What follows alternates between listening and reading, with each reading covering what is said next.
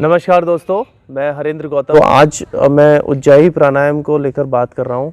उज्जाई प्राणायाम एक बहुत ही अद्भुत प्राणायाम है। इसमें इसकी जो टेक्निक है वो बहुत आसान तरीके से मैं आपको समझाने की कोशिश करूँगा। आप उसको बहुत सिंपल तरीके से समझ पाएँ, मेरी यही कोशिश रहेगी। तो उसके लिए हमें एक कंफर्टेबल पोजीशन में बैठना है। ठीक है, आप चेयर पर भी बैठ सकते हैं अगर आपको नीज़ में प्रॉब्लम है। आप बेड के ऊपर भी बैठ सकते हैं और आप सुखासन में, पद्मासन में, वज्रासन में जैसे चाहें बैठकर इस पोजीशन को कर सकते हैं। इवन आप खड़े होकर भी कर सकते हैं। ठीक है, इसमें हमें करना क्या होता है कि हमें अपने गले से एक हमिंग साउंड प्रोड्यूस करनी है। हमिंग लाइक जैसे आपने खर्राटे लेते हुए आपने देखा होगा किसी को भी, तो जो खर्राटे का साउंड होता है या छोटे बच्चे जो खर्राटे लेते हैं, हमें वो साउंड को प्रोड्यूस करना है। तो वो साउंड निकालने के लिए हमें हल्का सा अपने गले पे, थ्रॉट पे मसल्स को श्रिंक करना है, अपने थ्रॉट को, जिससे कि वो साउंड प्रोड्यूस हो। और धीरे से हम सांस को इनहेल करते हुए हम धीरे धीरे सांस लेंगे और वो साउंड आपका ऑटोमेटिकली बाहर आएगा। राइट, उसको कैसे करना है मैं एक बार आपको बताता हूँ, फिर आप उसको प्रैक्टिस करने की कोशिश करना। आप कंफर्टेबल बैठें, हाथ आपकी ज्ञान मुद्रा में, आंखें आप बंद रख सकते हैं। मैं आपको बता रहा हूँ तो मैं खोल के या बंद करके आप जैसे भी आपको समझाने की कोशिश करूँगा। तो आप आंखें जब भी प्रैक्टिस करेंगे आप आंखें क्लोज रखनी है। तो धीरे धीरे सांस को गले से खींचना है। राइट,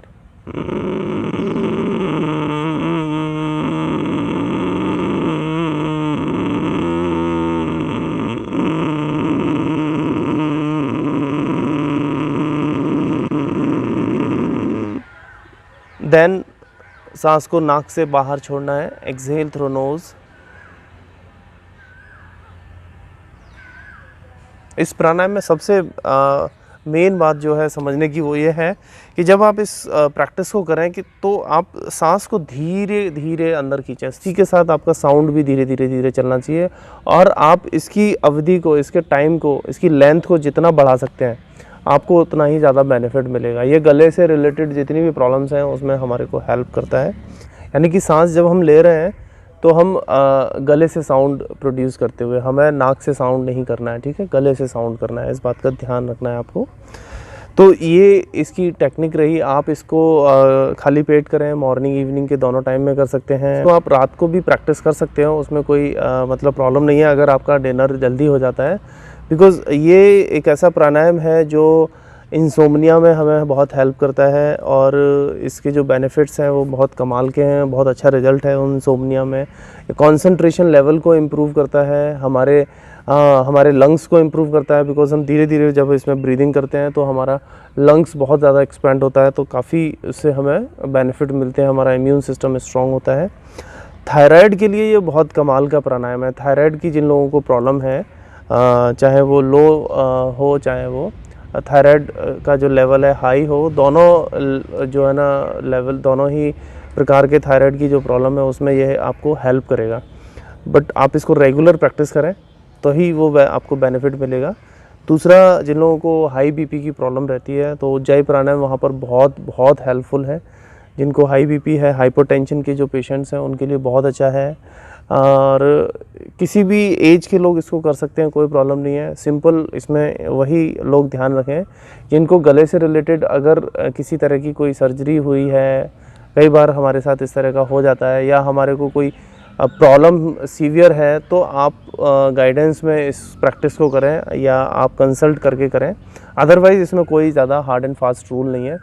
शुरुआत में आप इसको एटलीस्ट 8 से 10 बार कीजिए और धीरे धीरे आप इसको 15 से 20 बार तक प्रैक्टिस करते हैं और ये काफ़ी है, मोर देन इनफ है।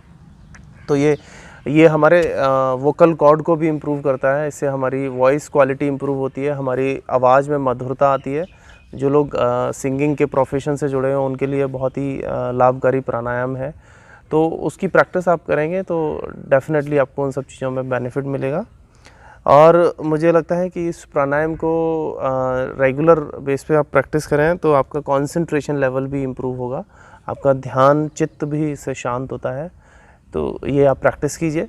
ये प्राणायाम अद्भुत है, इसके बेनिफिट्स भी बहुत अद्भुत हैं। आप इसको जितना रेगुलर प्रैक्टिस में लेकर आएंगे आपको उतना ही ज़्यादा बेनिफिट मिलेंगे। लेकिन इसमें मैंने देखा है जनरली लोगों को आवाज़ को निकालने में काफ़ी तकलीफ़ होती है, मतलब वो समझ नहीं पाते हैं ये साउंड हम कैसे निकालें। कई लोगों को कन्फ्यूज़न रहता है कि साउंड हम सांस को बाहर छोड़ते हुए निकालें, कोई कहता है हम बाहर लेते हुए अंदर लेते हुए निकालें। तो दोस्तों ये सिंपल जो इसका सिंपल टेक्निक है, आप इसको करते समय शुरुआत में आप इसकी प्रैक्टिस कीजिए। आपसे साउंड नहीं भी निकलेगा लेकिन आप प्रैक्टिस करते रहिए, आवाज़ कैसी भी निकले लेकिन आपको करते रहना है। लेकिन आपको तनाव नहीं देना है, स्ट्रेस नहीं लेना है, इजी वे में सहज होके करें। बहुत से लोग चेहरे पर बहुत खिंचाव लेकर आते हैं, यहाँ बहुत ज़्यादा खिंचाव लेकर आते हैं, तो ऐसा नहीं करना है, ठीक है। सिंपल तरीके से साउंड को निकालने की कोशिश में, बाद में हम धीरे धीरे जब हमारी प्रैक्टिस अच्छी हो जाती है तो फिर हम इसमें अपने इसको रिटेंशन के साथ, कुंभक के साथ कर सकते हैं और इसमें बंद भी लगा सकते हैं। वो भी मैं आपको एक राउंड करके दिखाता हूँ। जब आपकी प्रैक्टिस अच्छी हो जाए, जब ये साउंड इजी निकलने लगे और आप लंबा इसको खींच के ले जा पा रहे हो, फिर आप इसमें बंद को जोड़ेंगे और इसमें ये हमारे मुद्राओं को जोड़ेंगे। राइट, गहरी सांस आपको लेनी है धीरे, वही सेम प्रोसेस। और मैं आपको इसमें जलंधर बंद लगाऊंगा और कुंभक के साथ उसको रिटेन करके होल्ड करूंगा। इसमें हम मूल बंद भी लगा सकते हैं। हम अपने मूल बंद में जो हमारा एनस वाला जो पार्ट होता है उसको हमें अपने उसको पुल करना है, खींचना है, उसको खींच के आपको रिटेन करना है, होल्ड रखना है, ठीक। तो एक बार मैं आपको करके बताता हूँ। धीरे धीरे सांस अंदर लेंगे,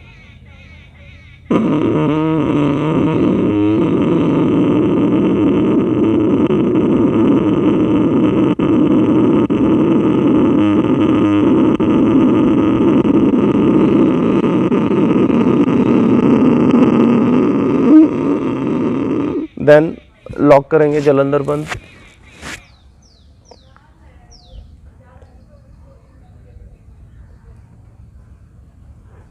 मूल बंद,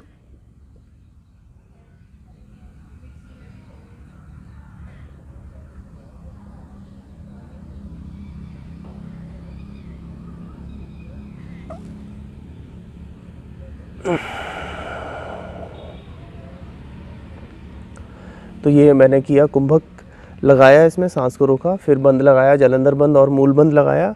पहले हमें मूल बंद को रिलीज़ करना है, फिर जलंधर बंद को रिलीज़ करके हमने कुंभक को हटाना है, यानी कि एक्सहेल करना है धीरे धीरे नॉस्ट्रिल के थ्रू।